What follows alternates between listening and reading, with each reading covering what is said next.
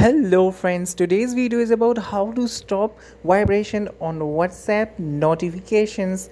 So let's start. सबसे पहले WhatsApp के ऐप को खोलें, then click on the three dots at the upper right corner.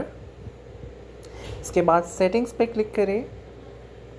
settings के बाद notifications पे जाएं. notifications में यहाँ पे लिखा है messages के नीचे वाइब्रेट, तो इसको डिफ़ॉल्ट से ऑफ पे सिलेक्ट कर दे. देन ग्रुप्स में वाइब्रेट को सिलेक्ट करके ऑफ. देन कॉल्स, तो उसमें भी वाइब्रेट को सिलेक्ट करके ऑफ पे कर दे. तो यहाँ से आपके नोटिफिकेशंस जो आपको मिलेंगे तो उस पर वाइब्रेशन नहीं होगी. I hope you have found this video helpful. So please like this video and also subscribe to my channel.